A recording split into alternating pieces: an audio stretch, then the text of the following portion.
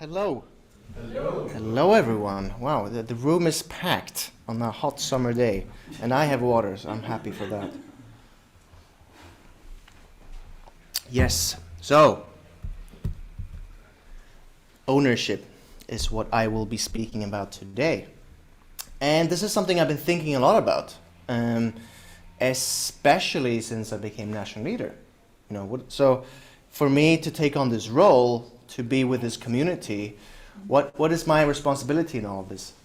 And ownership is something that keeps on coming up to me, something that I feel is very, very important. So what does it mean? What does ownership mean? So if you Google the word, or a common understanding is to own something, for example, you have a possession of something, you have that ownership. But that's not really the approach I want to go for today. Ownership, to me, is something much, much more important. So, True Fathers shares with us that although the desire of each individual is to enjoy the highest ownership, the power of selfish love is always bringing division rather than unity and harmony. Under those circumstances, can we ever obtain the highest ownership? The whole problem of the world can be boiled down to each individual, the self. The one self is the battleground where each of us must obtain the victory. So I thought, what does that mean? Because I always have keywords when I prepare a sermon. I always keywords, and I Google those words. I go to, the Hundoke material, and I search this word, and I kind of try to put something together from there. And so I read this, and I thought, okay, that's interesting. It's up to us individually to understand ownership, and only ourselves can block this ownership. So then I reflected on it, and I thought, you know what? Well, this actually sounds very familiar to something. We know this very well. We've heard this many times. And it's the three great blessings. And so, because I was actually talking to a member this week, and I asked him, what do you think ownership is? Well, he said, well, what about ownership of yourself? What does that mean? And I thought, well, what does that mean? And he said, making your bed in the morning, he told me. And I thought, all right. That's very interesting. Because usually when we think of ownership, we think of the last one. God, human beings, all things, an ideal world, right? So if we can perfect that, we have ownership of the creation, right? Of all things. That is what we should have ownership of. We share that, we don't have ownership of this world, right? Like God does not have ownership of the universe. We need to give this ownership to God. We need to have this ownership, right? That's why we do the restoration of all true things, or we do fundraising, for this reason, right? But I think this one is less interesting, this last point. I think these two first points are much, much more interesting. So when I asked this member, what is ownership, right? What is ownership of oneself? He said, make your bed in the morning, right? And I thought that was a great answer. I love that. Not making my bed in the morning. I don't love that so much. And I do it, let's say, honestly, every fourth day, right? And that's like, and sometimes I come home in the evening and I do it before I go to bed. Like, whoops, right?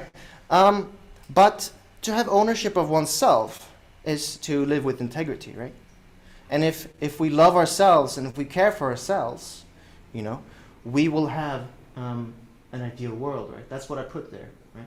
Because to build to the next point, if we take care of ourselves, we then can become someone with integrity. We can become someone that is powerful, right? That can love, that take care of others. And taking care of others leads me to the next point, to the next one, the second blessing, which is man and woman, and then, of course, an ideal world, or perhaps an ideal family, right? Someone that has ownership of their family is someone that perhaps takes good care of their children, right? That doesn't neglect their family, that doesn't neglect their responsibilities in their communities, right? That is someone that has true ownership, that not only knows how to take care of themselves, but now also their families, right? And I think it's really hard to have ownership of oneself. We all know that in the back of our minds, there's so many things we would love to do, but we don't, right? There's so many times I speak for myself here, I just watch one Netflix episode too much, right? It happens, that we don't live up to our own ideals. We don't live up to what we want to achieve, right? So when it comes to the family, I am no father, I don't have my own family, but I can only imagine, from seeing my siblings become parents, how difficult it is, right? It is very hard to have ownership of one family. And I see in society many times people, I worked as a preschool teacher for a while, and I saw parents leave their children, right, at the preschool. And the children would behave better at the preschool than with their parents. Because, the parents, they wanted to, many times I felt they wanted to make it easy. They just said yes to everything, right? But the preschool, no. You can't do whatever you want, right? So many people actually neglect their children, It's very easy to, for example, focus on one's job than to invest in one's family, right? And it becomes like an escape to invest in something else, right? So this is a very crucial point, to be an owner of your family, to be a good parent, right? And we understand that here, right? To some degree, and we work on that very much, right? And that leads then to the next point. If you can complete those, you can then be owners of all things, right? And that's very important. God wants us to be the owner for ourselves and others. As it said, ownership to some others might mean the act of owning something, something physical, like my phone. I have ownership of my phone. However, I believe that ownership is really love, right? If you can love yourself, you will live with integrity. You will maybe make your bed in the morning, so that when you come home to a clean place, right? I had lots of guests yesterday come over to my place. And I was really happy to have many people come over, because that gives me the opportunity to clean, right? It was very clean when people came. It's not like that all the time, right? The reality is that I hadn't been acting like an owner of my apartment. It was a complete mess. It took me the evening before and the morning before people came to finish all the cleaning and doing laundry and everything, right? And it's this procrastination that holds us back. But the reality is to love someone. And that's when it comes in to become an owner of someone else. It sounds a bit crass, and a bit sensitive in some cultures to be an owner of someone. But to really love someone, if you're an owner of a relationship that you have with someone, that is something very beautiful. You take responsibility. If you're in a fight, there's no winner, right? There's only ever the relationship and the end goal, right? So that love triumphs everything. So there's a story I would like to share with you about responsibility. And perhaps you know the story of Jonah. And so the story of Jonah goes like this. I'm not sure if you can see, it's very small here. The word of the Lord came to Jonah, son of Amittai. Go to the great city of Nineveh and preach against it, because its wickedness has come up before me.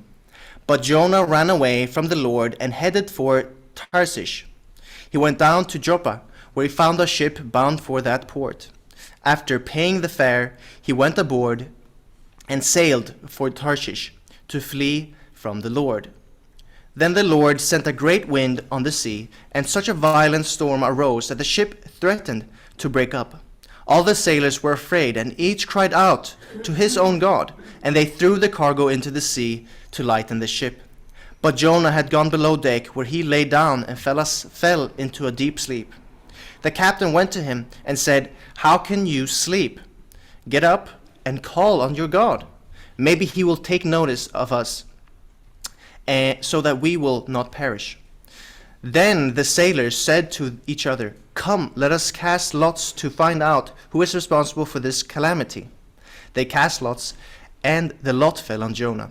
So they asked him, "Tell us, who is responsible for making all this trouble for us? What kind of work do you do? What do you come from? What is your country? From what people are you?" He answered, "I am a Hebrew, and I worship the Lord, the God of heaven, who made the sea and the dry land." This terrified them, and they said, "What have you done?" They knew he was running away from the Lord, because he had already told them so. The sea was getting rougher and rougher, so they asked him, "What should we do to make the sea calmed down for us. Pick me up and throw me into the sea, he replied, and it will become calm. I know that it is my fault that this great storm has come upon you. Instead, the men did their best to row back to land, but they could not, for the sea grew even wilder than before. Then they cried out to the Lord, "Please, Lord, do not let us die for taking this man's life. Do not hold us accountable for killing an innocent man, for you, Lord, have done as you pleased." Then they took Jonah and threw him overboard, and the raging sea grew calm. At this the men greatly feared the Lord, and they offered a sacrifice to the Lord and made vows to him. Now the Lord provided a huge fish to swallow Jonah, and Jonah was in the belly of the fish for 3 days and 3 nights. All right, so what does this mean? Fly, airplanes, not sailing. This is very... No, of course that's not the message. I think this is a beautiful little story, right? It's a bit harsh, as the Bible can be, right? It's a bit intense, right? But the reality is that we all have responsibilities, right? And it's saying that there are consequences for our actions, right? In this case, Jonah ended up in the belly of a big fish, right? And that is, of course, for us, is more of a metaphor for maybe something else that might happen in our lives. But the reality, if many times it feels like being an owner of something, it takes effort. The first, as we all know, the first great blessing, to be an owner of oneself is really hard. It's really hard. But it also says in the Bible, "You shall eat the fruit of the labor of your hands. You shall be blessed, and it shall be well with you." Right? The reality, there's so many blessings that comes with ownership, that taking care of things. I feel so well now that my apartment is clean. Right? Like, wow, I'm almost to the point looking forward to come home now, right? Right? And that is nice. It's nice when something is well taken care of. It's nice when I know that I am the owner of a relationship and I can go to this person, I can talk to this person, and I can receive love, right? I can receive comfort, right? This is very precious, right? And it goes for anything that we have ownership of. And I would like to take this to go back to the point when I became national leader, which is that I thought a lot about the ownership that I have, but I also thought about the ownership that we have, right? We have a community here.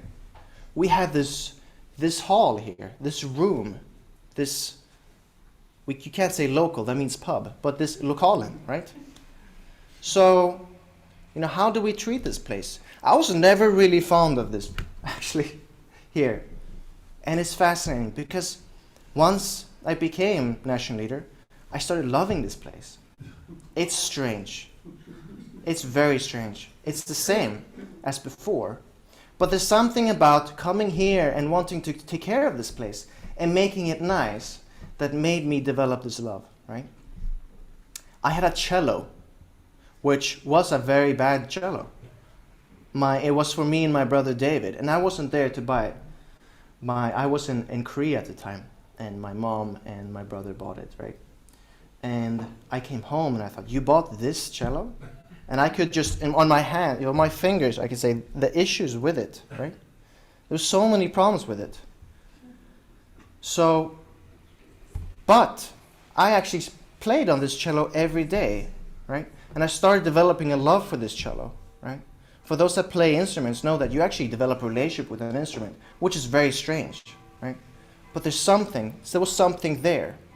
And at one point, my cello even broke. I brought it to Kloten and I leaned it against the wall and someone knocked it over. And so when I came back, a part of it was loose. And I fixed this cello. I glued it, right? And this group made my love for this cello even greater, right? And so the reality is that it takes effort to be an owner of something, to have ownership of something, right? But there are blessings attached to that, right? I can say coming here now is really nice for me because I really love not just this room that we're in, but also this community. And we're taking ownership of this community, And it's so nice to see that so many members are taking ownership of this community. Just because you're from here doesn't necessarily mean you're necessarily the owner. Felix is a proper example of that. He came from the UK and now he's here, and he's an owner of this community because he has invested so much, right? And he loves this community. So the blessing hopefully is coming back to Felix as well, right? As it is for me. But that goes for many things, There are many ways we invest in this community, right? There are, Anne-Marie prepares the flowers every Sunday, There's also many of us do, I think most of us do tithing, right? And it's also a crucial point, When it comes to ownership, right? That, to go back to the three great blessings, at the top of these three great blessings is God, right? God is always there, right? It's a way to invite God into our lives, right? There are so many scriptures, even not just for our teaching, but also in the Bible, about tithing and why it is important, right?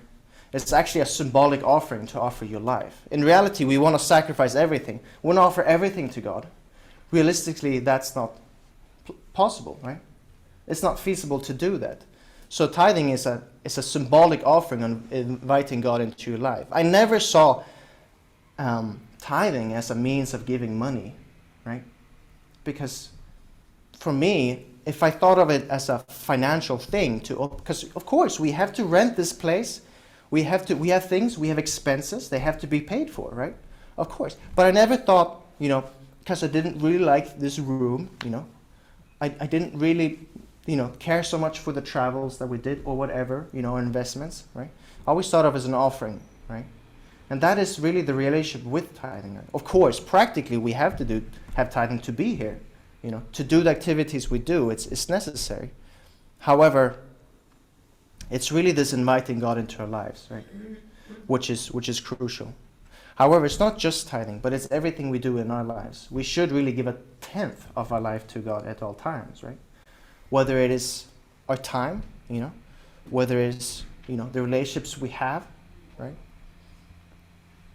So, and that, again, to come back to the point of ownership of this community, is that what I am really amazed with this community is that I see so many people taking ownership here.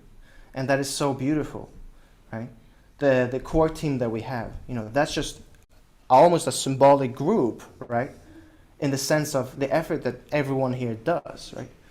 I was so happy when Nina did the fika schedule and made these teams, because it's a way for everyone to take ownership, to give something, to invest, to love.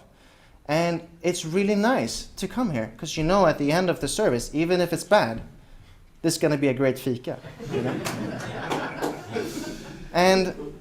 But that goes for other things as well. It's so interesting, this room, right? I feel like I come here and being the national leader, I feel like I should be able to do anything I want. But that's not the reality, because there's some people that love this place more than I do. And if I want to make a change, I have to talk to them, right? There's Anne-Marie, there's Karin, there's Ingmarie, and many more that invest in this place. And so I can't just do whatever I want, right? I have a colleague, 2 colleagues. I'll give 2 examples, and then I'll round off. The one colleague, I don't really like, sometimes he does things very sloppily, I don't like that. I wish he would communicate better. I wish he would do a better job, right? To summarize, to be crass. But the reality, the work he does, he owns a certain process in our workplace, and I can't tell him to do it differently. Why is that? Because he does it, and he makes effort to do it. In a sense, he loves this process more than I do. I can't go in and I can't tell him, do this like that, right? I actually have to invest more in the process than he does, and then I can make that change. As long as he's investing more than I am, then he can say, well, go ahead. Why don't you do it, right? But I want him to change, right? It doesn't work like that. And that's why it's somehow strange. Sometimes some people come to me and they tell me to change something in my life, right? Or they tell me to change some of my habits or something I do, And sometimes it makes sense.